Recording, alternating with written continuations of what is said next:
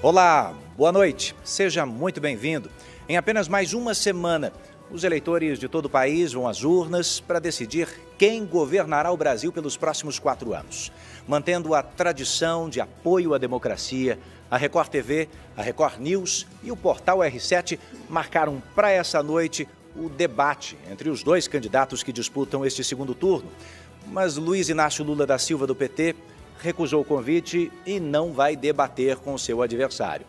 Nós lamentamos a postura do candidato em um momento tão importante para o futuro do Brasil e reafirmamos aqui o nosso compromisso com a democracia, com a liberdade de opinião e com o mais completo acesso às informações.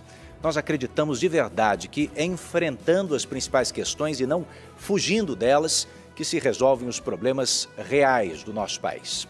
Como previsto, entretanto, nas regras protocoladas na Justiça Eleitoral por conta da ausência de Lula, nós vamos fazer então uma entrevista com o candidato Jair Bolsonaro, do Partido Liberal. Boa noite, presidente, seja bem-vindo. Eduardo, obrigado pela oportunidade, é uma satisfação estar aqui. É um momento onde a população vai decidir que Brasil ele quer para ele. O do passado, com corrupção, com desmando, com descaso, ou o atual, onde um governo que se apresenta sem corrupção, que defende a família e que não tem qualquer receio em debater com vocês, que, afinal de contas, somente dessa maneira você pode conhecer melhor cada um de nós para que o povo possa melhor votar no próximo dia 30. Candidato, eu vou lembrar aqui que a entrevista tem 1 hora de duração, dividida em 3 blocos. O tempo passa a contar a partir do início da minha primeira pergunta. Ao final dessa sabatina, o candidato vai ter ainda 3 minutos para as considerações finais. Você que nos acompanha pelas redes sociais também pode marcar a qualquer momento nas suas redes a hashtag Sabatina na Record. O tempo passa a correr a partir de agora e eu começo dizendo o seguinte, presidente, esse é o segundo debate, né? O segundo debate previamente marcado com as 2 campanhas, com tempo para os candidatos se organizarem, o segundo debate em que o seu adversário simplesmente decide não vir. É claro, como eu já expliquei, que essa vai ser uma entrevista só com o senhor, sobre temas duros, inclusive, mas antes eu gostaria de saber qual a principal pergunta que o senhor faria a Lula essa noite.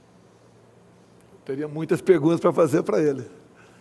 Eu acho que a mais importante é sobre aposentadoria. Nós temos uma massa grande de aposentados, pensionistas, servidores, aposentados rurais, entre outros. O Lula nunca foi afeto ao mercado, nunca teve preocupação em colocar bons ministros da economia. E, aliado a isso, tivemos uma corrupção sem tamanho no governo Lula. E quando se fala em aposentado, eu queria citar aqui os aposentados dos Correios, os aposentados da Petrobras e também da Caixa Econômica Federal. Como é que ele tratou os aposentados? Ele nomeou para os respectivos fundos de pensão, para administrá-los, pessoas que, na verdade, eram bandidas. Ao longo do governo Lula e parte de Dilma, eles saquearam os fundos de pensões. E as pessoas estavam ameaçadas a não ter mais aposentadoria. Petrobras, Banco do Brasil e Correios. E eu tenho um contra-cheque aqui de um servidor dos Correios. Ele tem uma cota extra de R$510 para poder sanear o fundo de pensão. Caso contrário, ele não receberia aposentadoria. O mesmo com a Petrobras e também a Caixa Econômica Federal. E esse desconto extra, além do previdenciário, será efetuado até 2030. Ou seja, o PT quebrou 3 fundos de pensão. E dizer a vocês, pessoal do BPC, os aposentados, o pessoal da nossa Previdência, servidor público, civil e militar, a administrar o Brasil dessa maneira, e como ele não gosta de mercado, ele não é ligado à economia, haja visto que até o momento ele sequer sinalizou para todos nós quem seria o seu ministro da Economia. Isso tudo seria quebrado em poucos anos. Se o PT voltar a administrar o Brasil, ele vai quebrar tudo aqui no Brasil. E, obviamente, os fundos de pensão. Obviamente, o dinheiro que nós arrecadamos para pagar você, aposentado rural, você, aposentado do INSS, você, servidor público, civil e militar. E eu perguntaria para ele, Lula, você não deveria estar em casa, já que você foi agraciado por amigo lá do Supremo Tribunal Federal? Você não tem vergonha de deixar esse legado para nós e estar disputando uma eleição novamente? Presidente, que avaliação o senhor faz da atitude do ex-deputado Roberto Jefferson, hoje pela manhã, que recebeu a bala agentes da Polícia Federal que tentavam efetuar a prisão dele depois das ofensas à ministra Carmen Lúcia do Supremo e também do descumprimento das medidas que definiam a prisão domiciliar dele. Eu pergunto, o senhor teme que isso respingue negativamente na sua campanha? E mais, o que é que o senhor diria ao eleitor que insiste em apoiar atitudes como a do ex-deputado? Olha, tão logo tomei conhecimento, foi feito contato com o ministro da Justiça, que é um delegado da Polícia Federal, Anderson Torres, para que ele acompanhasse o caso, se deslocasse para perto do episódio, como ele foi para Juiz de Fora, e disse para ele que o tratamento dispensado ao senhor Roberto Jefferson deveria ser o de bandido, porque quem atira em policial, bandido é. E, obviamente, eu não poderia falar nada mais com a imprensa, porque a captura do Roberto Jefferson estava em andamento. Obviamente, se eu tivesse falado qualquer coisa mais cedo para a imprensa, a não ser uma nota que eu dei nos meus tweets, tá, eu poderia estar comprometendo o bom andamento da operação. Obviamente, tem gente aí, em especial outro candidato, o Fujão, que a gente poderia estar combatendo aqui, quer tirar proveito político disso. Primeiro, diz que o Roberto Jefferson coordena a minha campanha e é meu amigo. Ele não coordena a minha campanha. E não tem nada de amizade. Tanto é verdade que agora, em meados de setembro, ele entrou com uma queixa-crime contra o Superior Tribunal Militar, contra a minha pessoa e o do senhor ministro da Defesa por prevaricação. Ou seja, quem me processa não pode alguém achar que ele é meu amigo. O que ele fez, o que ele queria aqui, o que ele está querendo, buscando da justiça militar, são questões ligadas ao autoritarismo, e o nosso governo não se presta a isso. Agora, no mais, eu quero deixar bem claro, repudio também a maneira como o Roberto Jefferson se referiu à senhora ministra Carmen Lúcia. Nenhuma mulher deve ser tratada dessa maneira. Agora, deixo claro, a jornalista Bárbara Gância, jornalista, ofendeu a minha filha no dia do aniversário, no dia que ela estava completando 12 anos, com um palavreado mais forte ainda do que o Roberto Jefferson se referiu à senhora Carmen Lúcia. Também, há poucos dias, a senhora Sâmia Suragi, procuradora-geral do Estado de Alagoas, se referiu à primeira-dama, minha esposa, Michele Bolsonaro, como vagabunda. Ou seja, nós somos vítimas do crime de ódio dessas pessoas, e não o contrário, como o Fujão aqui deixa transparecer e me ataca de forma caluniosa. Nós não passamos pano para ninguém, diferentemente do Lula, que quando Roberto Jefferson delatou o Mensalão, delatou, inclusive, José Dirceu, o Lula simplesmente passou pano para tudo isso. Nós não somos amigos, nós não temos relacionamento e tratamento para pessoas que são corruptas ou agem dessa maneira, como o Roberto Jefferson agiu, xingando uma mulher e também recebendo a bala policiais, o tratamento que será dispensado pelo governo Jair Bolsonaro será de bandido. Assim foi feito, ele foi detido agora, final da tarde, e já encaminhado para a Superintendência da Polícia Federal do Rio de Janeiro. No mais, o Anderson Torres não participou, não foi a Levi Gasparian, e ele, a preocupação dele agora, como determinei, é cuidado com os dois policiais que foram vitimados por Roberto Jefferson. Como é que está a saúde deles e como nós podemos melhor acompanhar a recuperação desses dois policiais. Presidente, eu gostaria de insistir na questão dos ataques, mas entre as campanhas. Se a gente perceber o número de eleitores que simplesmente decidiu não votar no primeiro turno, mais de 30 milhões de brasileiros, é muita gente. Nesse segundo turno, há uma parcela desse eleitorado preocupada com o nível do debate entre o senhor e o candidato Lula do PT. O TSE chegou, inclusive, a entrar no jogo, fazendo um apelo pelo fim dos ataques na TV. Eu gostaria de saber, o senhor se comprometeria com isso nessa reta final das eleições? Como é que o senhor classifica até aqui o nível desse embate? Não há nenhum ataque meu a outro candidato. As inserções que nós colocamos nas televisões em grande parte, vídeos do próprio Lula.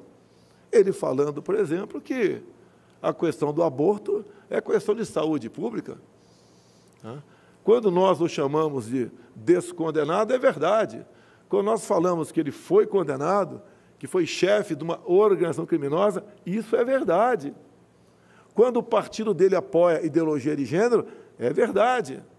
Nós não mentimos. Nós não precisamos mentir para mostrar o caráter do fujão. É só falar a verdade. É uma pessoa que não tem qualquer respeito com a família, com pastores, com padres, que apoia ditaduras fora do Brasil, como a de Ortega, que persegue padres, que expulsa freiras, que corta canal de televisões, como a da CNN, entre outras coisas. Isso não é baixar o nível, é mostrar a verdade do que foi o governo Lula. Mostrar a delação de Palocci, contando em detalhes como Lula recebia dinheiro até dentro do próprio avião presidencial, isso não é atacar o presidente. Mostrar a corrupção de várias estatais, como Petrobras, 900 bilhões de reais de endividamento, BNDES, 400 bilhões de reais. E quando se fala em BNDES, mostrar, em especial para o povo mineiro, que em Belo Horizonte não tem metrô, mas dinheiro nosso do BNDES, Lula mandou para Caracas, capital da Venezuela. Lá tem um metrô maravilhoso. Mostrar para a população que o dinheiro do BNDES para fazer o Porto de Mariel em Cuba, Cuba se comprometeu em não pagando o empréstimo, não pagou, nos ressarcir em charutos. Isso é um deboche. Confesso, Edu, se eu não tivesse visto o contrato, eu não acreditaria. Então, nós não temos ataque, mostramos as verdades apenas do que aconteceu no governo do PT. Inclusive dizer que no meu governo, 21 e 22, tivemos a pandemia, lamentamos as mortes, mas o Brasil criou 3 milhões de empregos. Em 2015 e 16, governo Dilma, que o Lula tinha uma tremenda participação, perdemos 3 milhões de empregos no Brasil. Isso é a maneira de administrar. Ele não administra, não é gestor, é um mandão, é um gastão. Tanto é que ele fala que vai acabar com o teto de gasto. Ou seja, é aquela pessoa em casa que vai falar, olha, eu vou gastar mais com o arrecado, se faltar dinheiro eu pego empréstimo, recorro à agiota, isso acaba um dia, leva à falência aquela pessoa. É a mesma coisa no Brasil. Se o Lula continuar administrando o Brasil como fez nos seus 8 anos e mais 6 de Dilma, o Brasil quebra. Um país riquíssimo fará com que o seu povo viva uma situação de miséria. Como, por exemplo, ele apoia o regime de Nicolás Maduro. E Maduro, juntamente com Chávez, que o antecedeu, quebrou a Venezuela. A Venezuela é o país mais rico do mundo em petróleo, e hoje é um país com o povo mais pobre do que o povo haitiano. Nós não queremos isso para o Brasil. Então, quando você fala em estilos, primeiro me acusam de tudo. Tudo eu sou responsável. Tudo tem um motivo para me acusar, para buscar o desgaste. E você, eleitor? Você vai simplesmente anular seu voto? Você está ajudando o Lula a ter mais votos nas urnas. É o momento de você decidir, fazer um filtro, quem está falando a verdade ou não. Nós estamos sempre mostrando fatos. E eu estou mostrando um fato gravíssimo. Ele quebrará o Brasil. O próprio Henrique Meirelles falou há pouco, em matéria, se eu não me engano, no Poder 360, onde ele diz que não decidiu ainda pelo futuro ministro da Economia. O mais possível, segundo Meirelles, é que ele adote uma política econômica semelhante ao da ex-presidente Dilma Rousseff. Lá atrás, o Palocci foi o ministro voltado para a corrupção. E o da Dilma, o Manteiga, foi para, simplesmente, a péssima gestão. Tanto é que o Brasil entrou em recessão em 2015 e 2016. Gostaria agora de falar sobre alguns temas que o próximo presidente da República, o senhor, se for reeleito, terá que enfrentar. Gostaria de começar sobre lei e ordem. Há tempos existe um debate sobre a redução da maioridade penal e há a informação de que o senhor apresentaria um projeto de lei nesse sentido num eventual segundo mandato. Os críticos dessa proposta, sobretudo, falam sobre o sistema que não estaria preparado para isso, ou até mesmo sobre a superlotação que isso causaria nos presídios. Que argumentos a favor da proposta o senhor traria para o debate? A redução seria para os menores, 16 e 17 anos. Sempre lutei por isso, desde 91, quando cheguei à Câmara dos Deputados. Essa parcela de jovens, 16 a 17 anos, que é uma parcela muito pequena dos infratores, equivale a aproximadamente 0,2%, ou seja, cada 1.000, 2 jovens teimam em cometer crimes. E incentivados pelo fujão. O Lula sempre defendeu ladrões de celular, dizendo que ele estava roubando o celular para ganhar um dinheirinho, dando força a esses menores ladrões.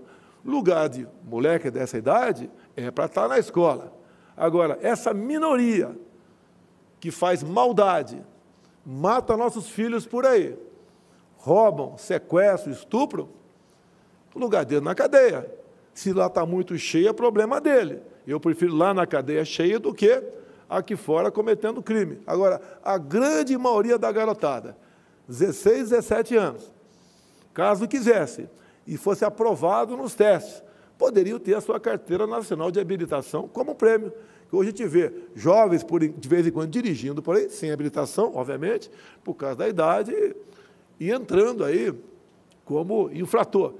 Vamos botar na cadeia quem tem que botar, quem comete esses crimes, em especial os crimes hediondos, e quem é um bom garoto que tenha a sua recompensa com a Carteira Nacional de Habilitação. Esse seria o teor da proposta, então? Apenas para alguns tipos de crimes, crimes hediondos? A ideia é para crimes hediondos, para a gente não generalizar muito essa questão. Se bem que furto de celular não entraria nisso, mas o roubo, né, o latrocínio entraria. O latrocínio é crime hediondo. Então, não é que essa minoria pode continuar furtando o celular por aí. Mas saber, tá, nesse primeiro momento, é que aqueles que cometessem crime hediondo iriam para a cadeia. E aí entra aquele elenco de crimes hediondos que realmente, como tráfico de drogas, sequestro, roubo seguido de morte, os ladrões de celular, protegidos pelo ex-presidente Lula, protegido não, estimulado para ele cometer esse tipo de crime. Há uma diferença enorme entre eu e Lula. Quando alguém, né, comete algum crime, não interessa quem seja esse alguém, nós afastamos, nós incriminamos. Para eles, a lei. Já o outro lado, não. Ele passa pano, ele trata bem, como sempre tratou bem Roberto Jefferson e José Dirceu. Um delatou o outro. Roberto Jefferson contou com detalhes as roubalheiras que acontecia no Brasil, das malas que ele recebia dinheiro para comprar apoio parlamentar. E eu estava dentro da Câmara. Acompanhei tudo isso, fui em várias sessões de CPIs, acompanhando o que estava acontecendo. Então, há essa diferença enorme entre eu e o Lula. Do nosso lado, a honestidade, a decência. 3 anos e 10 meses sem corrupção. E, se porventura acontecer, ajudaremos a investigar. Conosco, corrupção zero. Você pode notar claramente com números. Antes de mim, as estatais davam pequenos lucros ou até mesmo prejuízo. Conosco, só o ano passado, o lucro das estatais, por não permitirmos que ela seja roubada, chegou na casa dos 180 bilhões de reais. Essa diferença ia para o bolso de alguém, porque as estatais, todas, quase sem exceção, as indicações para a mesma eram políticas para atender interesses partidários, para o Lula e Dilma comprarem voto dentro do parlamento brasileiro. Tanto é que, se você assistir o voto do senhor ministro, o ministro que pediu para sair do Supremo, Joaquim Barbosa, ele diz claramente lá, o único deputado de tal partido que não foi buscar dinheiro na Petrobras foi o senhor Jair Bolsonaro. E também, por ocasião da delação premiada do doleiro Alberto Youssef, ele falou que 3 deputados de um determinado partido nunca pegou dinheiro, fruto de corrupção, e um deles era Jair Bolsonaro. Ou seja, eu sempre fiz a minha parte, eu nunca vendi meu voto para ninguém, eu sempre votei com independência. Quando a matéria era boa, a gente votava favorável, quando não era, votava contra. Então, sempre foi esse o meu comportamento. E dizer ao Lula aqui, a forma como ele governou o Brasil, comprando apoio parlamentar, entregando estatais, fundos de pensões, ministérios e bancos oficiais em troca de apoio político, repito, é o que levou o Brasil a mergulhar no maior escândalo de corrupção que se tem notícia em todo o globo terrestre. Bom, eu falei agora há pouco sobre crimes praticados por menores, trouxe aqui o assunto da redução da maioridade penal. Agora, é difícil assistir a um telejornal hoje sem ver uma notícia sobre quadrilha do Pix. Eu queria trazer esse assunto para cá. É inegável o avanço do sistema de pagamentos por Pix, ajuda muitos brasileiros. O senhor trouxe recentemente um número de 90 milhões de transações no pico, mas é fato também que isso criou novas possibilidades para criminosos. Só na maior cidade do país, presidente, há pelo menos 3 crimes dessa natureza por dia. Os sequestros relâmpago dispararam. Há como o governo federal ajudar nesse cenário?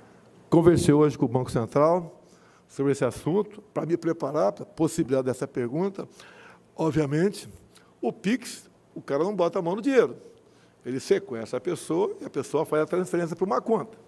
Então, vai para uma conta. Só que essa conta, geralmente, é uma conta laranja ou de aluguel. Então, o Banco Central vai desenvolver um sistema para que todo mundo seja identificado. Poderia ser, não vou dizer que vai ser. Ao você abrir uma conta, que tire uma fotografia sua, você pode mandar pelo Zap para lá até, né? E de modo que essas contas ditas laranja vai ter a fotografia de alguém. Não é possível fraudar isso também? É possível também, mas você começa a fechar o cerco. Agora, deixo claro, não se compara Pix com caixa eletrônico. Você não tem mais o dinheiro em papel no bolso, melhorou bastante. O Pix você pode programar também para ter um limite de saque diário. Isso muita gente já faz isso daí. O Pix, por exemplo, deixou na mão do povo 13 bilhões de reais por ano, porque não paga qualquer taxa. Então, o Pix é algo, no meu entender, excepcional. E, infelizmente, não vamos ter como zerar crimes desse tipo de transações. Mas tenho certeza, como conversado hoje com o Banco Central, brevemente teremos reduzido e muito essa possibilidade.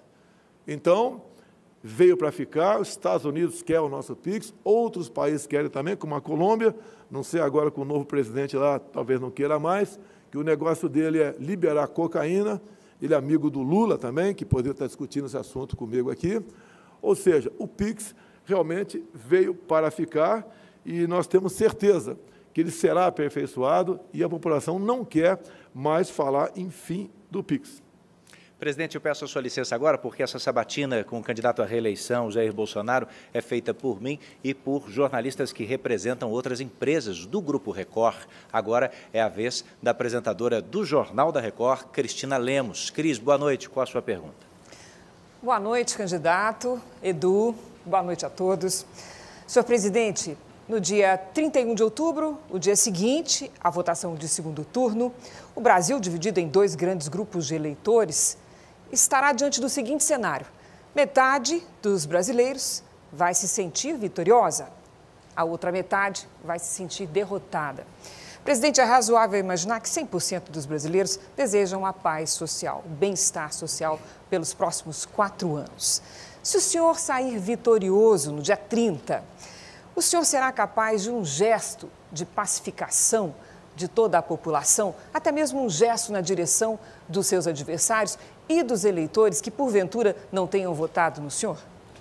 Você pode ver como foi meu comportamento diante de governadores e prefeitos, em especial durante a pandemia. Enviamos recursos para todos eles, independente da filiação político-partidária de qualquer um deles. Há 2 anos, por exemplo, você não tem notícia de servidores estaduais ou servidores municipais de atraso em pagamento ou parcelamento de 13º salário. Tratamos todo mundo com igualdade. Você não vê sobre as ditas minorias qualquer discriminação da nossa parte. A violência, o número de mortes por arma de fogo caiu a mais de 40%. Todo mundo foi, vamos assim dizer, beneficiado com isso. Quando nós tratamos as questões de segurança pública, nós atendemos a todos também. Repassamos recursos para todos os governadores e prefeitos, repito, independente da sua coloração político-partidária, do Fundo Nacional de Segurança Pública, ajudando a isso. Essa é a nossa política de tratar todo mundo com igualdade. Nós não dividimos a população de nós contra eles, ou de brancos contra negros, empregados contra patrões, homens contra mulheres, homos contra héteros, nordestinos contra sulistas, pais contra filhos. Nós nunca tivemos nenhuma palavra, nenhum gesto para separar a nossa população. Nós sempre unimos o nosso povo. É um só Brasil, uma só raça, uma só cor. Tanto é que o orgulho enorme que eu tenho, e com toda certeza muitos de vocês, cada vez mais vê o nosso povo usando a bandeira verde e amarela. Até aqueles que estavam usando bandeira vermelha, aos poucos estão vindo para o nosso lado. As cores da nossa pátria, do nosso Brasil. Eu nunca falei em controlar a mídia, como outro fujão aqui tem falado o tempo todo. E perguntaram para mim outro dia, como você controlaria a mídia? Eu falei, ora as bolas.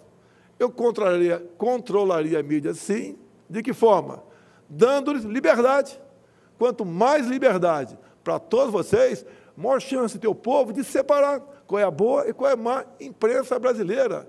Não existe, da minha parte, perseguição a quem quer que seja.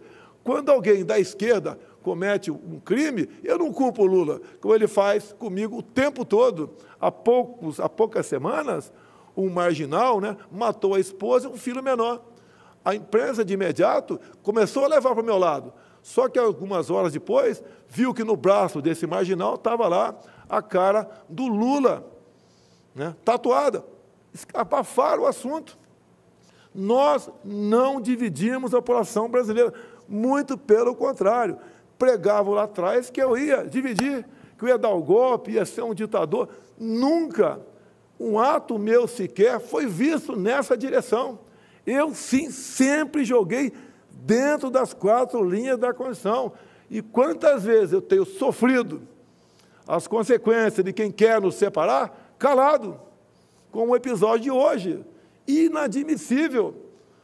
Roberto Jefferson, um ex-deputado, um advogado renomado, se referia a uma senhora com aquele tipo de palavreado. Isso é inadmissível.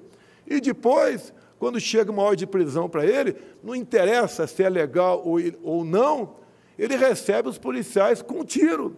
Quem recebe policial com tiro é bandido. E tanto é que o que eu falei para o ministro antes, que é policial federal, é resolver o assunto e tratar o Roberto Jefferson como bandido. Faça o que tiver que ser feito, mas tratá-lo como bandido.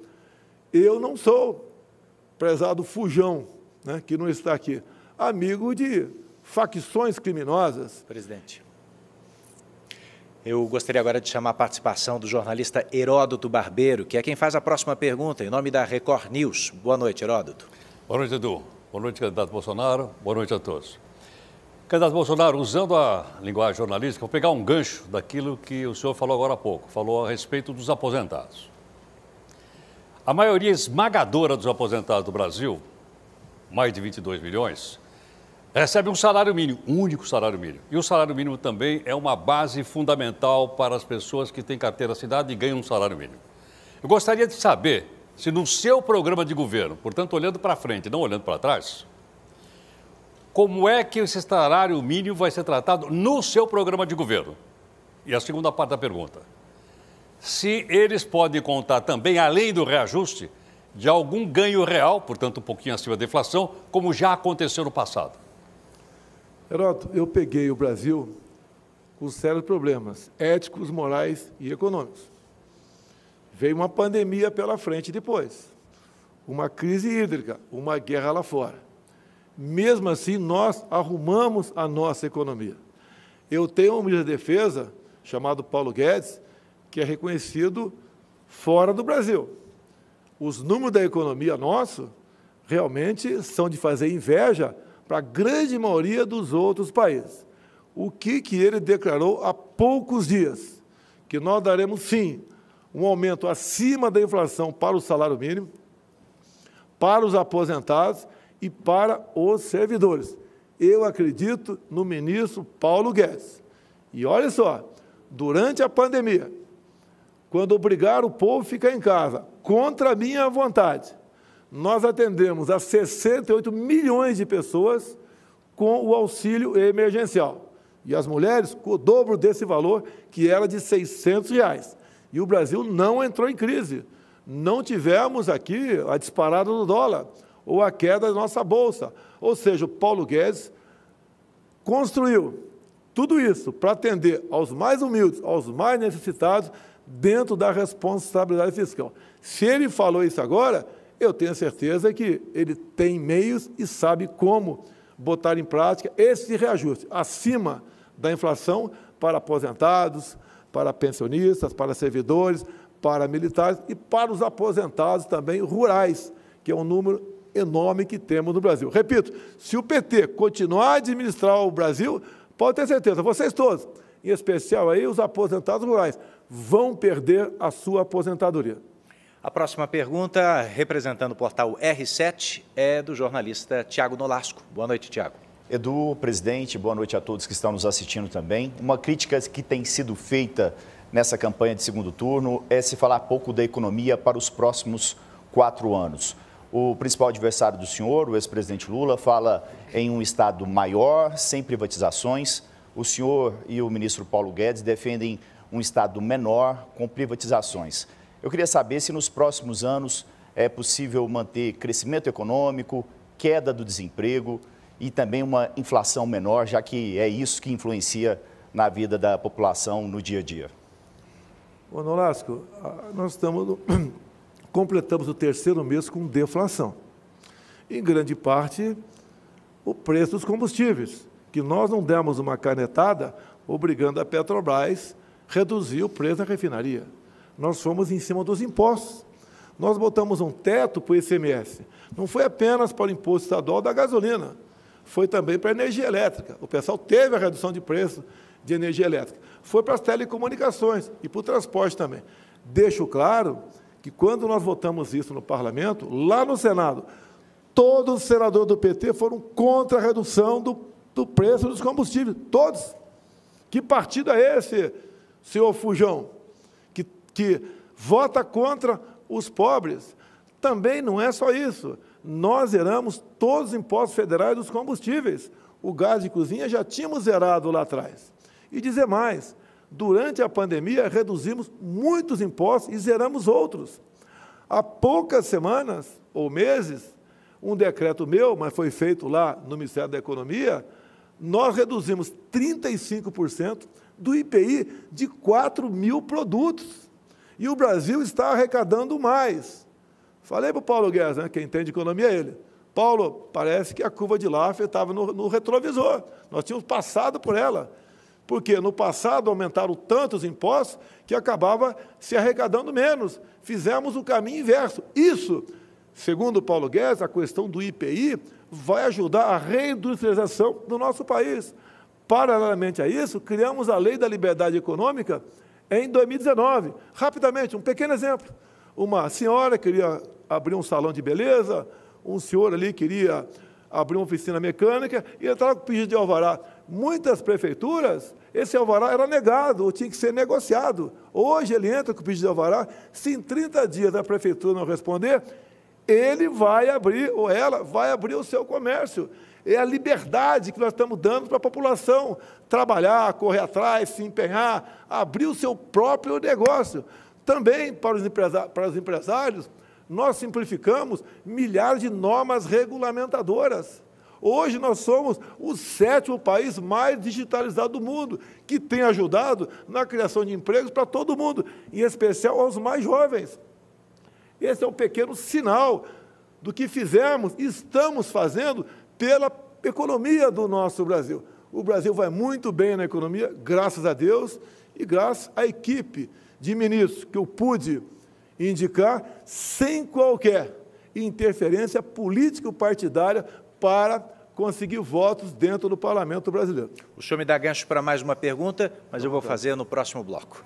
Esse foi o primeiro bloco da sabatina da Record TV, da Record News e do portal R7, com o candidato à reeleição Jair Bolsonaro, do Partido Liberal. Como você já sabe, hoje seria a noite de debate, um debate importante, mas que infelizmente não acontece porque o candidato do Partido dos Trabalhadores, Lula, do PT, decidiu não comparecer. Depois do intervalo, a gente volta.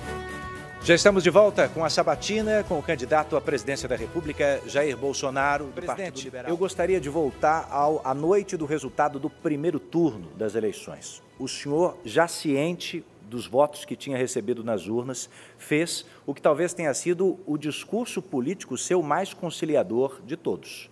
O senhor falou, admitindo que talvez não tivesse conseguido se comunicar corretamente com nordestinos, com a população mais pobre, com a população menos escolarizada.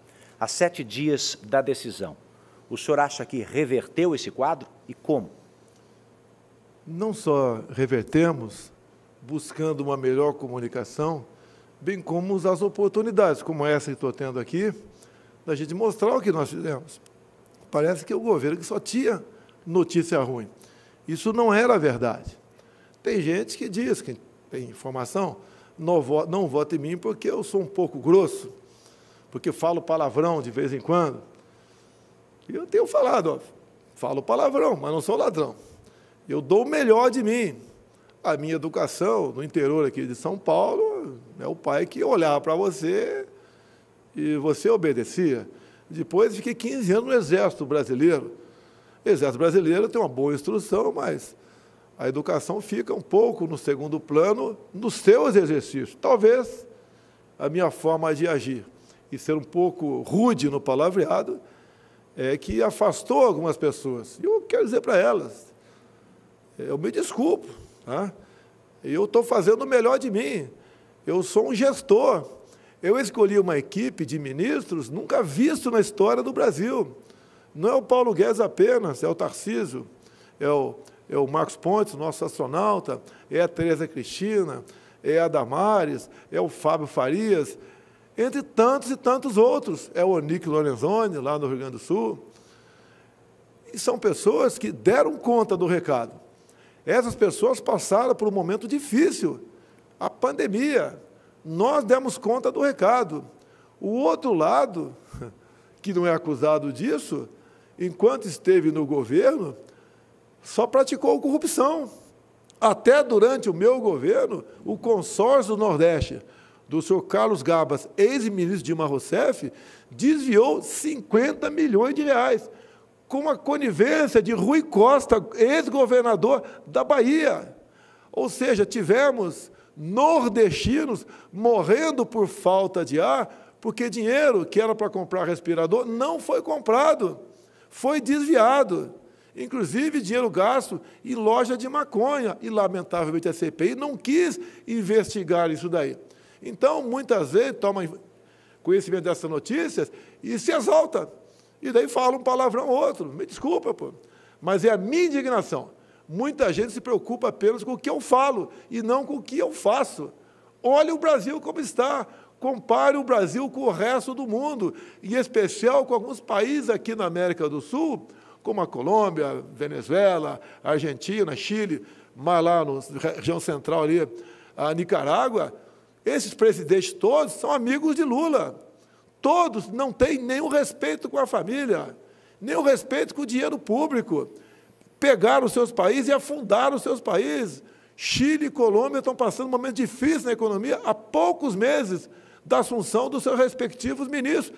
E lá eles falam manso, falam bonito até, são bastante afáveis. Mas, na prática, quem sofre é o povo com um comportamento manso, mas, na verdade, com ações terríveis para todo mundo. Eu peço a vocês, vocês não estão elegendo um presidente num desfile de etiqueta ou de moda. Sou eu. Estou aqui para servir a minha pátria. Sempre tive orgulho da minha vida de militar, servir a pátria, fardado, e agora estou servindo a pátria de paletó e gravata. Esse é o meu compromisso. Olha como é que está o Brasil. Você vai, por exemplo, anular seu voto? Porque eu falo um pouco grosso, eu nunca paguei vexame em nenhum lugar do Brasil. Um palavrão ou outro acontece aqui dentro. Escorrega. Lamento, peço desculpas mais uma vez, mas procuro acertar. E quando erro, me desculpo também. Não tenho compromisso com erro. E eu sempre quis o melhor da minha pátria. E tenho certeza, se Deus, novamente, me der a honra de ser presidente da República, vamos melhorar mais ainda o nosso Brasil.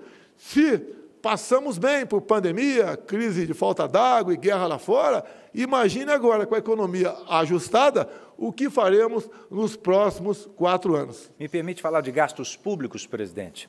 Críticos ao seu governo dizem que, nesse momento, o senhor está pesando demais a mão na máquina pública na reta final da eleição e criticam a possibilidade de empréstimo consignado com o uso do Auxílio Brasil ou até mesmo depósitos futuros do FGTS para a compra da casa própria. O senhor que já criticou o Partido dos Trabalhadores, segundo o senhor, por endividar estudantes universitários, também não estaria, nesse momento, endividando a família brasileira?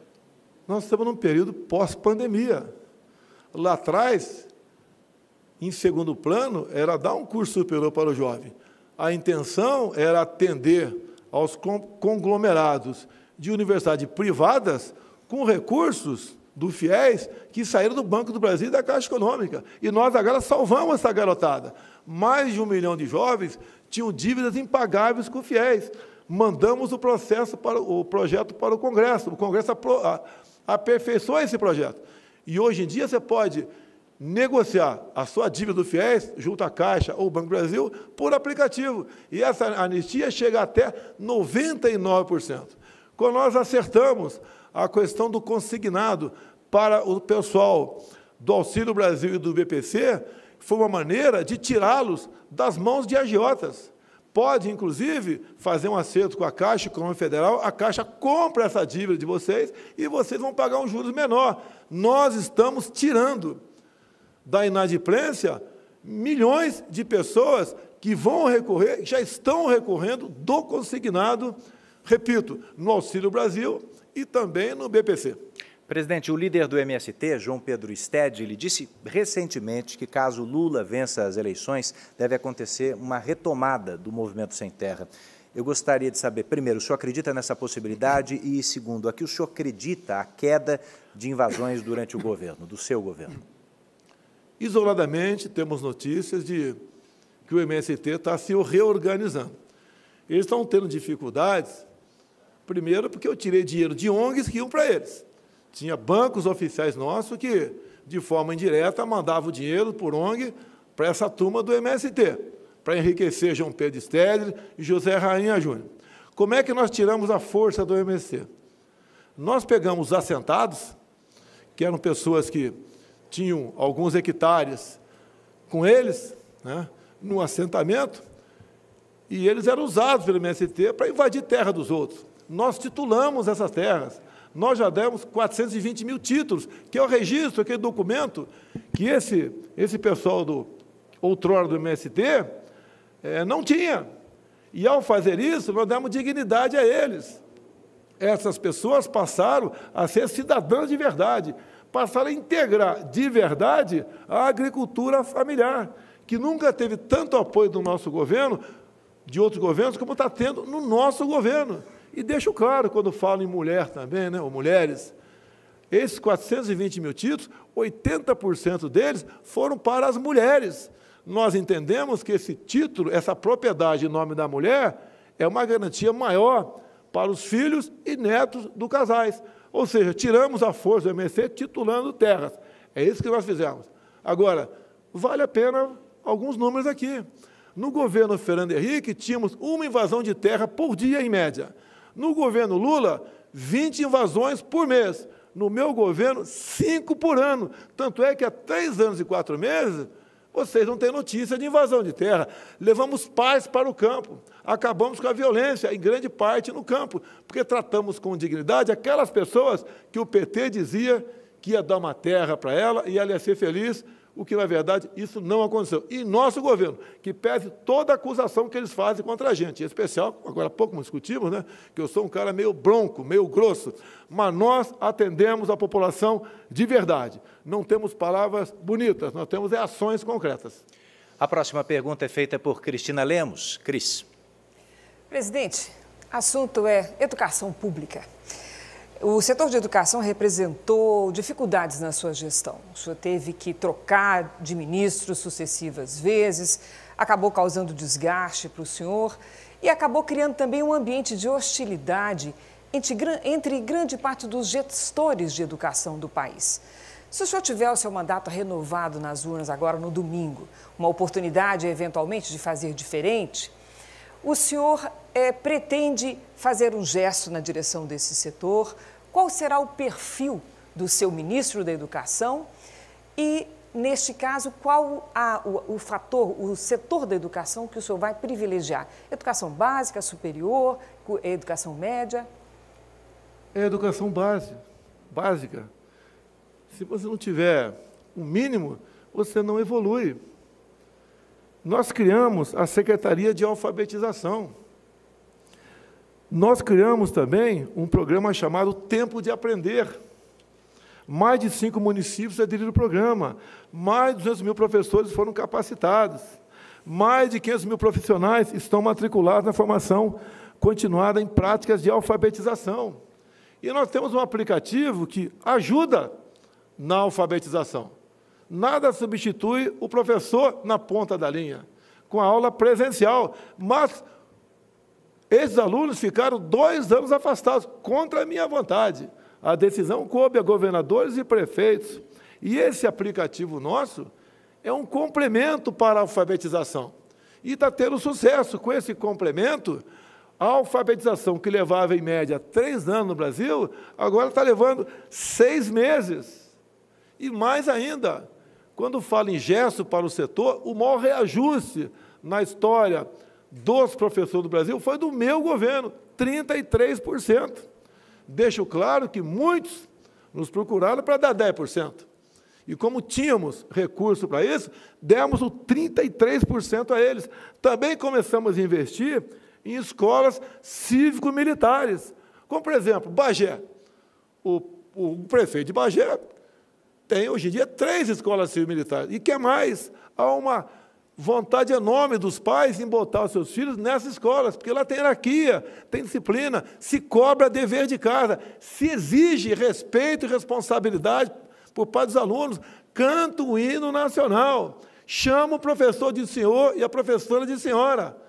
Então, a forma como nós estamos tratando o ensino fundamental é que vai ser a marca do meu governo. E já está pronto para ser inaugurado aqui em São Paulo também o 14º Colégio Militar. Eu espero, como havia prometido lá atrás, não conseguir cumprir a promessa de termos um colégio militar em cada capital de estado que não o tenha. Em São Paulo, conseguimos fazer as duras penas, mas tenho certeza que os colégios militares, associados às escolas militarizadas também da Polícia Militar, como exemplo que nós temos em Goiás e estado do Amazonas, nós recuperaremos a nossa educação. E todo mundo só pode ir para frente se tiver uma boa educação de base. Vamos agora ouvir a pergunta do jornalista Heródoto Barbeiro. Candidato Bolsonaro, o contribuinte brasileiro paga 34% de carga tributária. Quer dizer que para cada R$100 que a gente ganha, 34% a gente paga de imposto. É 34% do PIB. Esse ano, segundo o impostômetro, nós já pagamos mais de 2.230 bilhões de reais de impostos. E as pessoas dizem que o serviço não é bom. Reclamam de vários serviços, pagam e não têm um serviço de qualidade. Queria perguntar o seguinte, no seu plano de governo, como é que isso é tratado? Tem uma solução para isso? Tem uma diminuição de carga tributária aí no seu plano de governo? Tem. Repito, nós somos prejudicados com a pandemia. Só em 2020 gastamos 720 bilhões de reais. Passamos dificuldades. A nossa folha vegetativa tem crescido, a nossa dívida externa é monstruosa, acima dos 6 trilhões de reais, e são coisas que não dá para resolver de uma hora para outra. Mas esses números, esses desembolsos, esses pagamentos, têm diminuído com o governo Paulo Guedes, que eu considero a economia um governo. Então, nós temos feito a nossa parte. O Paulo Guedes quer, em proposta enviada ao Congresso, por exemplo, isentar de imposto de renda quem ganha até R$5.000. Então, essas propostas são bem-vindas. A carga tributária realmente é enorme no Brasil. Lamento, é uma herança que nós temos e nós temos obrigação de manter esses contratos e não deixar a economia desequilibrar. Também, o que o Paulo Guedes tem feito, repito, diminuindo a carga tributária, como os combustíveis, como o IPI de 4.000 produtos, entre outros. Então, nós estamos ajudando, até de forma indireta, né, diminuir o peso do Estado para com a população. E dizer mais, nós não abrimos quase concurso público nos nossos anos. Não é por maldade, é porque o Estado, cada vez mais, tem dificuldade de honrar suas folhas. A gente quer, muitas vezes, dar um bom reajuste e não consegue. Se bem que a promessa do Paulo Guedes, dar um reajuste pelo menos igual à inflação. Ou melhor, dar um reajuste acima da inflação para o ano que vem. Quando eu assumi, deixo claro, cortamos 30.000 cargos em comissão. Demos exemplo, cortamos na própria carne. Outro partido tinha isso lá, né, quando governava o Brasil, e até cobrava 30% dos comissionados para o respectivo fundo partidário. Usavam a máquina inchada para arrecadar para o fundo partidário. Nós fizemos diferente. Nunca cobrei 1 centavo, 1% ou 0,1% de servidor comissionado para o meu partido. Então, esse exemplo que estamos dando, dá para resolver? Vamos resolvendo. Desculpe o gerúndio, não tem outra explicação. Aos poucos, nós chegaremos lá. Temos investido muito em pesquisa e desenvolvimento, com o Marcos Pontes. Um país que não desenvolve isso está condenado a ser escravo de outro país. Está olhando aqui o Edu para eu encerrar a conversa. Então, estamos buscando maneira de produzir mais, de fazer mais negócios com o mundo, como o nosso agronegócio, que é um exemplo para o mundo todo, tem feito. Bom, em nome do Portal R7, a pergunta agora é do jornalista Tiago Nolasco. Presidente, o senhor começou a falar agora sobre política externa e esse é um assunto que não foi debatido durante a campanha. No início do governo do senhor, o senhor se uniu aos Estados Unidos, chegou a conversar com o presidente russo, Vladimir Putin, e teve problemas, atritos, né, com o presidente francês, Emmanuel Macron. O que vai ser prioridade na política externa do senhor no eventual segundo governo? Olha, Tiago, parte da imprensa critica, dizendo que não temos política externa, que eu não sou bem recebido lá fora. Todas as viagens que fizemos, não faltaram pedidos de bilaterais conosco. O tratamento dispensado ao presidente do Brasil é o melhor possível. Quando estava na iminência de uma guerra, lá na Rússia com a Ucrânia, mesmo grande parte da imprensa me criticando, eu fui conversar com o presidente Putin. Ficamos por 3 horas conversando. E dá para imaginar o que 2 chefes de Estado podem conversar ao longo de 3 horas. Tudo o que acertei com ele está sendo cumprido. Estava eu presente, ele, o meu intérprete e 2 pessoas da parte dele. Como, por exemplo, o não interrompimento do fluxo de fertilizantes aqui no Brasil. Se esse fluxo tivesse sido suspenso, com toda certeza estaria abalada ou condenada a nossa segurança alimentar. Os preços dos alimentos iriam disparar no Brasil. A nossa balança também estaria comprometida, porque deixaríamos de exportar, porque cairia a produtividade daquilo que o campo produz para todos nós. Ou seja, o nosso governo não tem medo de decidir. Vai onde tiver que ir. Logicamente que conversamos sobre o possível conflito Rússia-Ucrânia, que infelizmente veio acontecer. Lamentamos profundamente, mas eu sou o presidente do Brasil. Eu não posso deixar o meu povo passando necessidade por um capricho pessoal. Não aceitei também entrar no grupo de levantar embargos contra a Rússia. Disse para quem quis que nós entrássemos nesse grupo. Resolve a situação? Tem 100% de garantia que vai resolver? Não tem. Não vou entrar numa aventura. Quanto eu sou Macron, presidente da França, ele sempre nos ataca na questão ambiental. porque nós concorremos nos commodities, aquilo que produzimos no campo, em parte com ele. Qualquer problema no Brasil de incêndio que acontece, desmatamento que acontece, não na proporção que eles dizem, é motivo para nos ameaçar. Agora, há poucas semanas, tivemos um incêndio de aproximadamente 2 meses nas florestas da França. Eu não vi aqui a imprensa brasileira dando destaque a isso, como dão quando há, e sempre acontece, infelizmente, incêndios aqui no Brasil. Tratamento diferenciado por uma questão econômica. As poucas vezes conversei com o senhor Marcon, e tratou muito bem, não tivemos nenhum atrito. Temos, por exemplo, o nosso acordo, União Europeia e Mercosul, caminhando. O senhor Macron é um que vê com ressalva isso, e todos os países da União Europeia têm que dar o seu voto favorável para que possa abrir realmente esse fato, esse negócio com o lado de lá. Agora, com a crise de alimentos, agora da Ucrânia, por causa da guerra, a Europa já vê mais que uma sombra, mais que um fantasma, vê algo de concreto no tocante ao desabastecimento em muitos países da Europa. Vão se socorrer do Brasil, e o Brasil está se preparando para aumentar ainda mais a sua produtividade, sem tocar na região amazônica.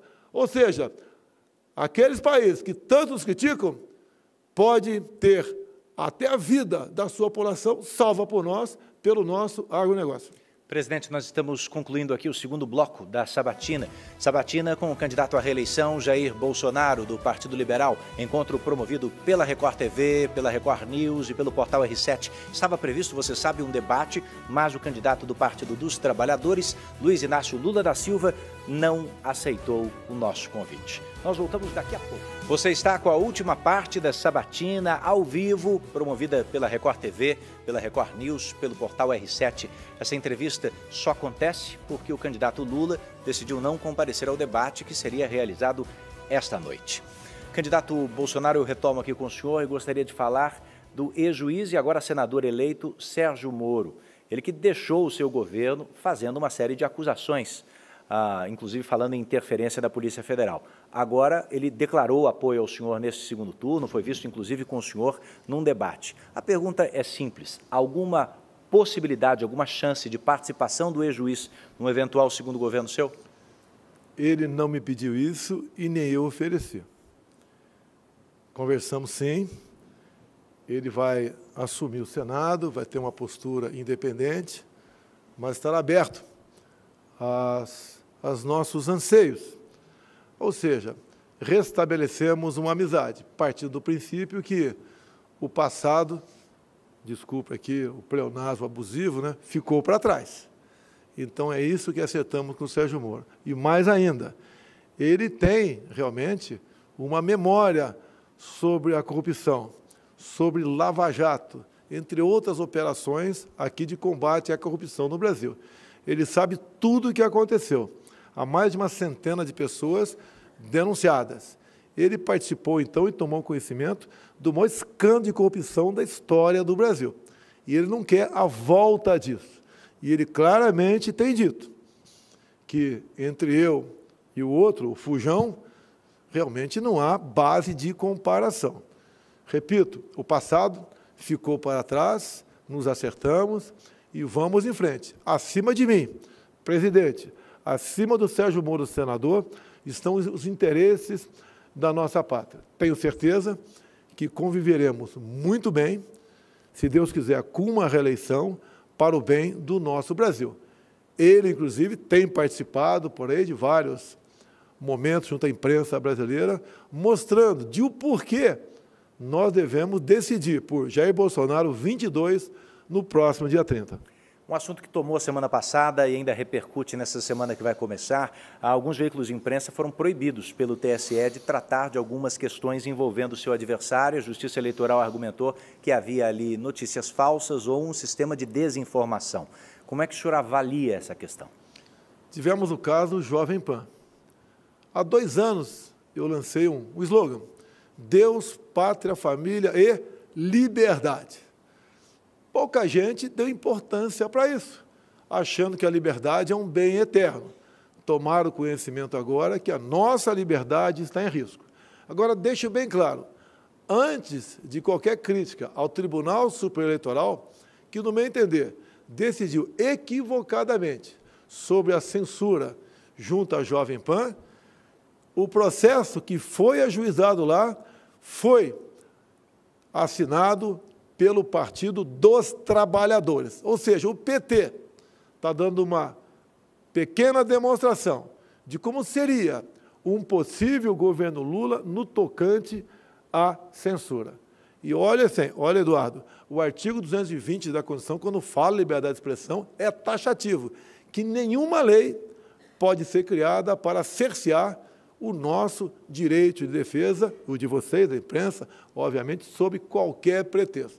Lamentável a decisão do TSE, mas mais lamentável ainda o PT, que provocou o TSE com essa censura em cima da TV e rádio Jovem Pan. Presidente, o senhor tem tentado se descolar de qualquer ato de criação do chamado orçamento secreto. Eu gostaria de saber o seguinte, se o senhor tem essa popularidade, esse capital político numa eventual vitória no segundo turno, a minha pergunta é, o senhor está satisfeito com o orçamento secreto? Porque o senhor teria, em tese, condições, inclusive, de maioria no Congresso para redistribuir o controle desse dinheiro. Vai lidar como com isso? Eu perdi poder. Para esse ano serão aproximadamente 19 bilhões de reais, que quem vai distribuir pelo Brasil vai ser o relator. Ele pode achar que tem seus méritos tocante a isso. Eu penso de maneira diferente. Não é o poder pelo poder. Creio que nós possamos melhor distribuir esse recurso. O que é secreto nele é o nome, são os nomes dos parlamentares que indicam o recurso junto ao relator, e o relator apenas notifica o respectivo ministro nosso e ele encaminha esse dinheiro para estados e municípios. Agora, quando falo em nomes, consegui aqui, entrego para você, se me permite, 13 nomes de petistas que usaram desse orçamento dito secreto. Eu falo dito que, na verdade, não tem nada de secreto. É uma lei que foi votada lá no Congresso, eu vetei a lei e o Congresso derrubou o veto. Agora, o que nós temos que fazer é fazer com que estes parlamentares, que indicam o recurso, que mandam o recurso para Estado e municípios, que o nome deles seja exposto para todo mundo, até mesmo os próprios parlamentares. Eu fico preocupado, porque eu já fui parlamentar, e eles mesmos não sabem quem o seu colega está indicando para quem. Isso daria aproximadamente aí 16, 17 milhões para cada um por ano. Tem parlamentar que eu sei recebe 2 milhões, o outro recebe 200 milhões de reais. Não tenho poderes sobre o orçamento secreto. Se eu fosse dono deles, como o PT diz, né? Se bem que o PT, todos os parlamentares do PT votaram para derrubar o veto. Eles foram favoráveis ao orçamento secreto, usam do orçamento secreto. Se fosse para eu comprar voto, como eles dizem, jamais eu daria, né? Se bem que eu não iria comprar voto de ninguém. Mas se fosse usar o orçamento para isso, jamais daria dinheiro para quem nos ataca o tempo todo, como são os parlamentares do PT, PCdoB e PSOL. O senhor tem nomes de outros partidos também? Temos mais também, posso te passar isso daí. Não foi fácil conseguir isso, foi junto ao respectivo ministro nosso, que eles recebem o ofício do relator, mandando recurso para tal estado ou município. E conseguimos, com o trabalho, então, de cada ministro, levantar esses 13 nomes de petistas, para provar que o PT, o Lula, que me acusa de corrupção no orçamento secreto, os seus deputados têm participação e têm mandado recursos para o Estado em cima dessa rúbrica, na verdade, chamada de RP9, apelidado de orçamento secreto. Presidente, em menos de 1 minuto e meio, para o final dessa minha oportunidade de perguntar ao senhor, o senhor, um mês atrás, falou sobre como a Justiça Eleitoral teria criado dificuldades para a participação das Forças Armadas na apuração, na totalização dos votos. Minha pergunta é simples, o senhor teve ou não acesso às conclusões das Forças Armadas sobre esse relatório? Diz com esse qualquer relatório por parte das Forças Armadas. Eles continuam trabalhando na busca de possíveis fraudes, por que não dizer isso? E o trabalho deles é louvável. De vez em quando eu converso com outro militar, ou melhor, basicamente com o ministro da Defesa, sobre essa questão. Eles preparam um relatório, e esse relatório será apresentado no momento oportuno. Digo, nós não temos poder de fazer auditoria nas urnas eletrônicas. Há aproximadamente 3 anos, a Polícia Federal concluiu 2 inquéritos, que foram pela linha da impossibilidade de auditar as urnas eletrônicas. A gente peça a Deus que tudo corra normalmente, mas deixo claro, as Forças Armadas têm um trabalho louvável no tocante a isso, tiveram dificuldade de colocar as nossas equipes técnicas das Forças Armadas com a equipe técnica do Tribunal Superior Eleitoral. Esperamos que tudo corra dentro da normalidade e que o vencedor realmente tenha os votos que as urnas apresentam. Candidato, eu quero agradecer muito a sua presença essa noite aqui no palco desse debate, dessa sabatina. E agora o senhor tem, como previsto nas regras, 3 minutos para fazer as suas considerações finais. É muito importante. Deus, pátria, família e liberdade. Quando eu falava liberdade, eu pregava no deserto. Pouca gente dava atenção a isso. E eu sempre falei que a liberdade é algo mais importante que a própria vida. Porque um homem, uma mulher sem liberdade não tem vida. Agora vimos, então, uma ação do PT, provocada pelo Partido dos Trabalhadores, o partido do presidente Lula, buscando e atingir o alvo, censurando a Jovem Pan. A mídia como um todo tem reagido contrário a isso. Ainda dá tempo. Não podemos permitir que a censura avance no Brasil. É péssimo para todos nós. Sempre tenho dito, a imprensa, mesmo errando como erra, é melhor funcionando do que fechada. E tenho dito que o meu controle sobre a mídia é a liberdade total de expressão. Mídia livre, mídia produzindo matérias. E, se essas matérias não forem boas, não forem realmente úteis, o próprio povo acaba deixando de lado aquele órgão de imprensa. Liberdade acima de tudo.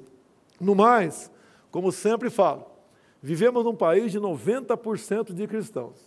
Nós não queremos a liberação das drogas, como o PT quer, como o Lula já falou que quer. Nós não queremos a ideologia de gênero. Nós respeitamos as crianças em sala de aula. Nenhum pai, uma mãe quer que sua filha de 6, 7 anos vá no mesmo banheiro da molecada de 14, 15 anos. Escola é lugar de aprender. A educação vem em casa. Nós também não admitimos a questão do aborto. Nós respeitamos a vida desde a sua concepção. Também a propriedade privada, para nós, é sagrado. Não podemos aceitar a volta ao passado, onde o MST invadia propriedades. Dinheiro nosso, do Brasil, do BNDES, é para ser aplicado no Brasil, e não fazendo metrô lá em Caracas, capital da Venezuela, ou Porto em Mariel, ou começar a fazer uma hidrelétrica lá na Nicarágua. Dinheiro nosso é para nós, aqui no Brasil. O que nós não queremos também é a volta ao passado da corrupção deslavada, cujo chefe da quadrilha, o Fujão, que não está aqui agora. Obviamente, ele tem que agir dessa maneira, porque não tem como se explicar. No mais, no próximo dia 30, todos vamos votar. Vamos levar, convencer um amigo, um parente que votou em branco, se ausentou ou votou do outro lado, vai votar conosco, para que nós possamos realmente continuar o caminho de sucesso que o Brasil se encontra no momento. Muito obrigado a todos. Obrigado. Boa noite. Obrigado ao senhor, presidente, pelo respeito ao tempo. Essa foi a entrevista com o candidato à reeleição, Jair Bolsonaro, do Partido Liberal. Eu quero agradecer não apenas a ele, mas a sua companhia.